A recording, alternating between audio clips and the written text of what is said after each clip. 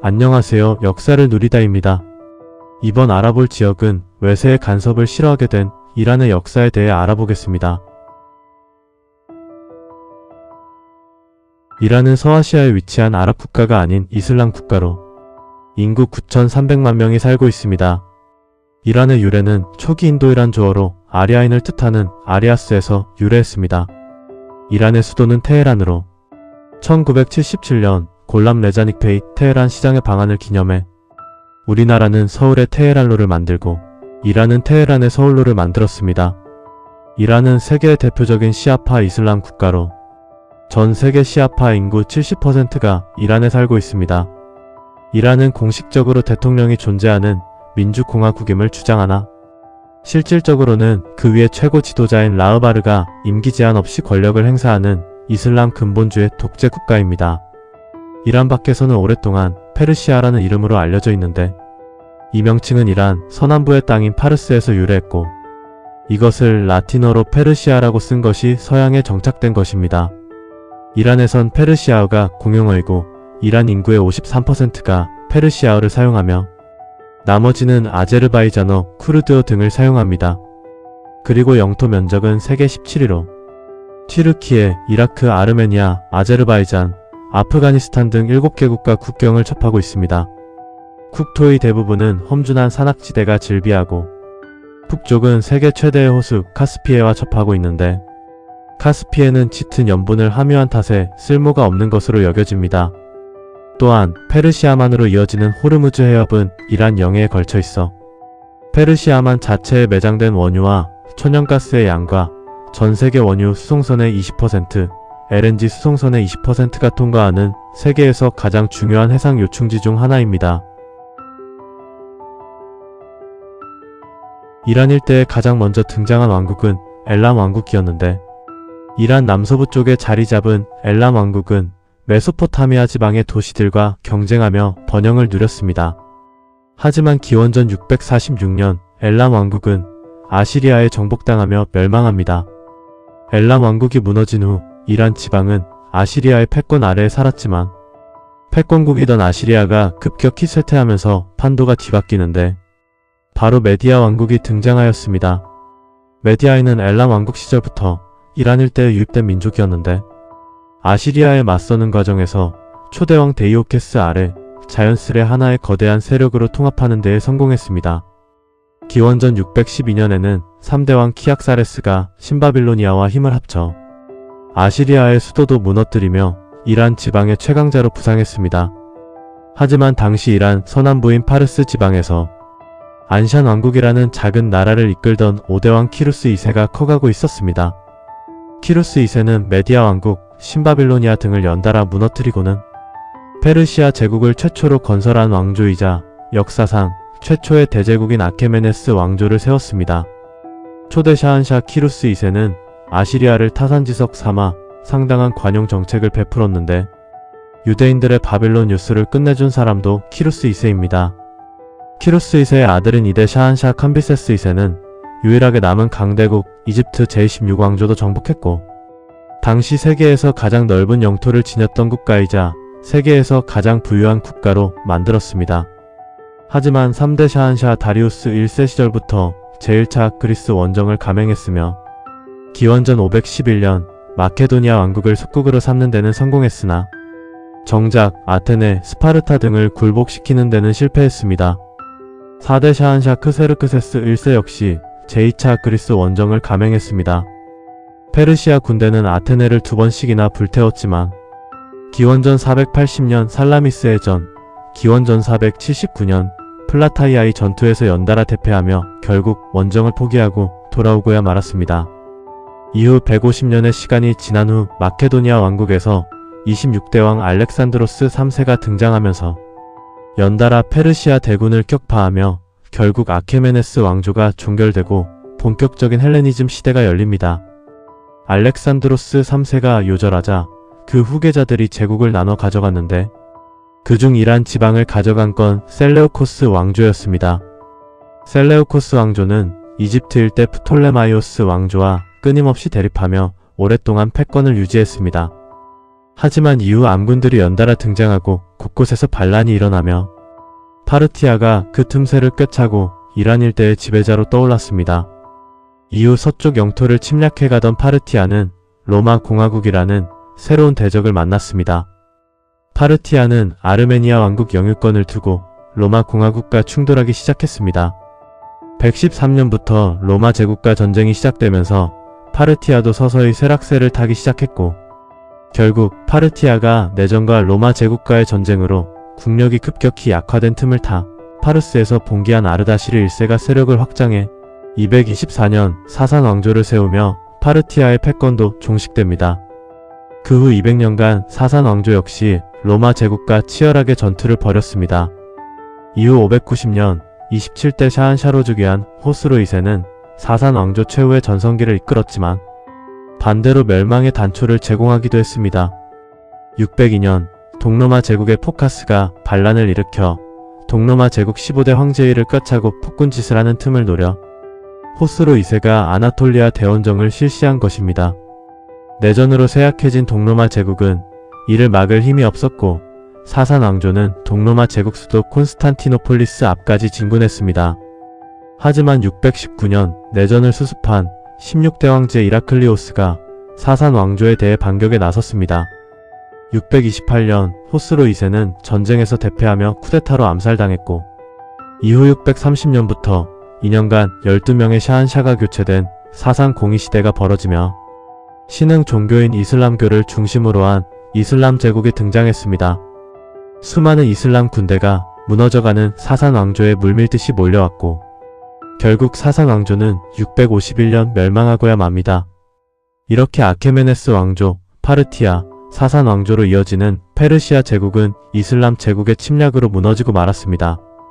이슬람 제국은 사산 왕조가 정복된 지 얼마 되지 않아 정세 불안을 감안해 현지인들을 안정시키는 정책들을 폈습니다. 이슬람 제국 초기에 무함마드를 계승한 4명의 정통 칼리파가 다스린 정통 칼리파 시대는 4대 칼리파 알리 이븐 아비 탈리브가 살해당하며 끝났습니다. 그 후에는 무아위야 1세가 칼리파가 되어 첫 세습 왕조인 우마이야 왕조의 시대가 열립니다. 정통 칼리파 시대와 우마이야 왕조를 구분하는 이유는 무아위야 1세부터 혈육에게 칼리파직을 세습했기 때문입니다. 자연스레 이란 지방도 우마이야 왕조 아래로 들어갔고, 우마이야 왕조는 아랍어를 공식 언어로 채택하고 페르시아인들 역시 아랍어를 반드시 쓰도록 강제했습니다. 이는 소수민족과 피지배층들의 극심한 불만을 불러일으켰고, 결국 얼마 못 가 우마이야 왕조가 붕괴하는 원인이 되었습니다. 이후 743년 우마이야 왕조에 맞서던 아부 알 아바스가 아바스 왕조를 이끌었는데, 호라산에서 군대를 모은 아부 무슬림은 우마이야 총독을 격파하고 이란 전역을 장악해냈으며 우마이야 왕조의 수도 다마스쿠스마저도 함락하는 데에 성공했습니다. 아바스 왕조의 성립은 기존의 경직된 아랍 제국에서 벗어나 전 민족을 대통합하는 이슬람 제국으로 탈바꿈했습니다. 아바스 왕조는 수도를 기존 다마스쿠스에서 페르시아에 가까운 바그다드로 천도했고, 이로써 아바스 궁정에서 페르시아인의 입김이 강력해졌습니다.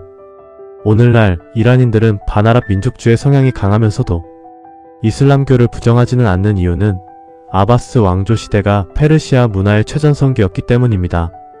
그러나 9세기경부터 번영을 누리던 아바스 왕조는 몰락하기 시작했는데, 이때부터 본격적인 페르시아 독립 왕조들이 출현하기 시작했고, 이 시대를 이란의 막간이라고 부릅니다. 이란의 막간 동안 페르시아의 패권은 타이르 왕조, 사파르 왕조, 사만 왕조, 부하이흐 왕조 순으로 옮겨갑니다. 페르시아 왕조들의 시대는 부하이흐 왕조를 끝으로 막을 내렸고, 이어서 페르시아 지방을 차지한 것은 가즈니 왕조입니다.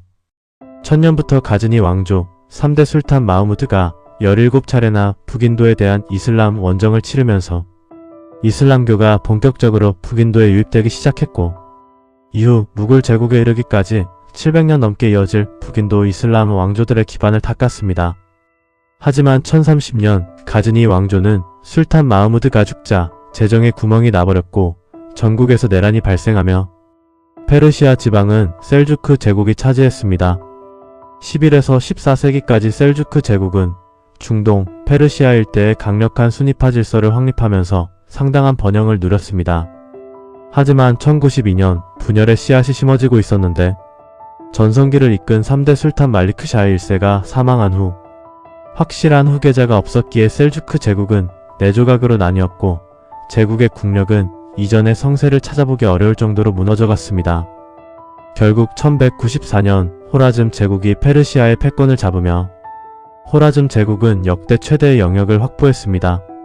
이후 1219년 호라즘 제국은 몽골 제국의 침공을 받게 되고 유목민답게 몽골 군대는 빠른 속도로 진격해왔으며 결국 1231년 호라즘 제국은 완벽하게 멸망하였습니다.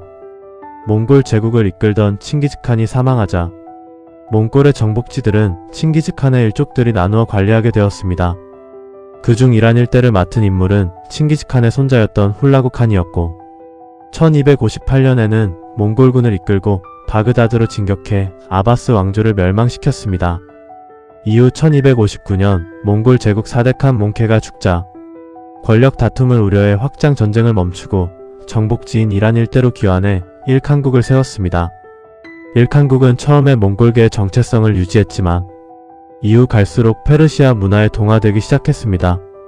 1295년 7대 칸으로 즉위한 가장칸은 스스로 이슬람교로 개종하고 강력한 친이슬람 정책을 폈습니다.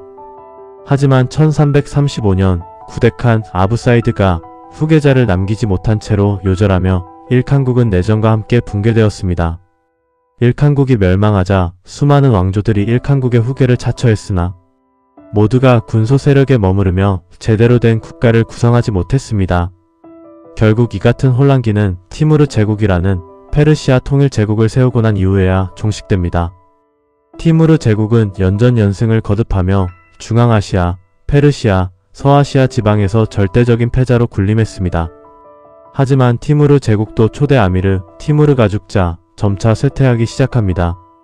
이때 흑양 왕조, 백양 왕조 등이 티무르 제국의 영토를 잠식해갔고 내분이 끊이지 않았습니다. 이후 1501년 시아파를 믿고 있던 이스마일 1세가 사파비 왕조를 설립하고 백양 왕조를 끝장냈습니다. 사파비 왕조는 근세 페르시아의 시작이라고 불리는 중요한 국가로 사파비 왕조를 기점으로 이라는 수니파 국가에서 시아파 국가로 변모하게 되었습니다. 1509년에는 이스마일 1세가 이란 전역의 잔당 세력들을 토벌하며 분열되어 있었던 이란 일대를 하나로 묶어내는 데 성공했습니다. 그러나 당시 사파비 왕조는 바로 옆 나라인 오스만 제국의 경계를 샀고 결국 이스마일 1세가 찰디란 전투에서 오스만군에 패패하면서 크게 흔들리게 되었습니다. 이후 사파비 왕조는 5대 샤한샤 아바스 1세 시절의 최전성기를 맞았는데 아바스 1세는 오스만군과 전쟁을 벌여 영토 일부를 수복했고 네덜란드 공화국과 활발한 무역을 펼치는가 하면 확고한 중앙정치 체제를 구축해 흔들리던 제국을 다잡았습니다. 그러나 아바스 1세가 죽자 연달아 무능한 샤한샤들이 집권하면서 사파비 왕조도 몰락하고 말았습니다. 이후 나라를 되찾기 위해 분투하고 있었는데 10대 샤한샤 타우마스프 2세 때 아프간 출신의 나디르 샤는 군사 재능을 발휘하며 총사령관으로 발탁되었고 사파비 왕조를 부활시키는 데 성공했습니다. 그러나 타우마스프 2세의 톡단과 나디르 샤의 야망이 충돌하는 바람에 1736년 나디르 샤는 사파비 왕조를 뒤집었고 아프샤르 왕조를 세웠습니다. 그러나 나디르 샤는 폭정을 펼치다가 결국 암살당하자 아프샤르 왕조는 지속되지 못한 채 허무하게 무너졌습니다.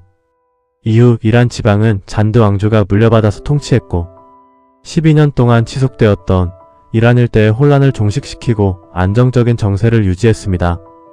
하지만 1794년 카자르 왕조가 새롭게 등장하면서 이란 일대의 패권은 카자르 왕조에 넘어가게 되었습니다. 카자르 왕조를 세운 아가 모하마드 칸은 테헤란을 수도로 삼고 페르시아를 재통일하는 데에 성공했습니다. 그러나 1797년 아가 모하마드 칸은 성격이 괴팍해 불만을 품은 부하들한테 암살당했습니다. 아가 모하마드 칸 사후 즉위한 샤한샤들은 죄다 무능력했는데 2대 샤한샤 파트 알리샤 카자르는 백부 아가 모하마드 칸이 정복해놓은 카프카스 일대를 모두 러시아 제국에 빼앗겼습니다. 4대 샤한샤 나스레딘 샤 카자르는 50년간의 담배 전매권을 영국에 팔아넘겼으며 5대 샤한샤 모자파르 아딘 샤 카자르는 유럽 여행에 필요한 자금을 대느라 60년간 페르시아 전역에서 석유를 무제한으로 뽑았을 수 있는 권리를 영국에 또 팔아치웠습니다. 1908년 카자르 왕조에서는 이펀 혁명이 일어나 6대 샤한샤 모하마드 알리 샤 카자르를 내쫓고 의회 세력은 본격적인 이펀 군주정 도입을 시도했습니다. 1909년 의회는 모하마드의 아들 아흐마드 샤 카자르를 새 샤한샤로 올리기로 결의했습니다. 하지만 의회 세력은 곧 심각한 난관에 부딪혔는데 영국은 페르시아 남쪽을, 러시아 제국은 페르시아 북쪽을 영유권으로 삼고 중간에 완충지대를 두는 안에 양국이 합의했습니다. 이후 제1차 세계대전이 발발해 오스만 군대, 러시아 군대, 영국 군대 등 온갖 나라들이 전시 상황을 핑계로 페르시아를 마음대로 휘젓고 다녔습니다. 당시 카자르 왕조 내 유일한 근대식 군대는 코사크 여단뿐이었는데 이 여단의 지휘자가 바로 레자 칸 장군이었습니다. 1921년 레자 칸 장군은 쿠데타를 일으켜 수도 테헤란에 입성했습니다.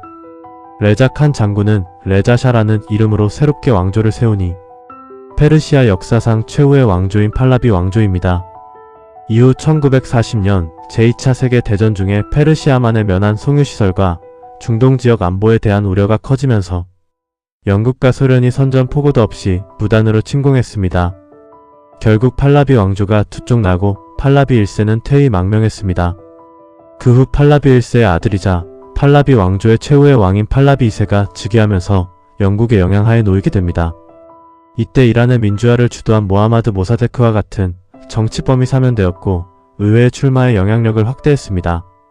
또한 영국의 극심한 석유 수탈로 영국에 대한 악감정이 팽배하면서 파업이 일어나고 반대 시위가 발발합니다. 결국 모사데크가 15대 총리에 오르게 되고 석유 산업을 전면 국유화시킵니다. 모사데크는 이외에도 황가와 귀족들의 땅을 농부들에게 나누어주는 토지개혁과 민주주의 강화를 추구하는 등 개혁 정치로 국민들에게 열화와 같은 지지를 받습니다. 하지만 석유 산업은 팔라비 왕조의 이득을 갖다주지 못했는데 첫째로 영국의 기술자들이 일시에 빠져나가자 석유 산업이 굴러가기 힘들었고 둘째로 영국이 강력한 해군을 동원해 다른 나라와 해상을 통한 석유 교역을 봉쇄하였기 때문입니다. 그리고 미국은 메카시즘 광풍이 불면서 공산화에 대한 공포가 팽배해지고 있었는데 팔라비 왕조의 정치가 불안정한 틈을 타 공산화되면 막대한 석유가 소련에 넘어갈지도 모른다는 불안이 조성되었습니다. 결국 미국은 CIA를 통한 쿠데타를 일으켜 황제를 복권하고 모사데크 총리를 끌어내리는 계획을 세우게 됩니다.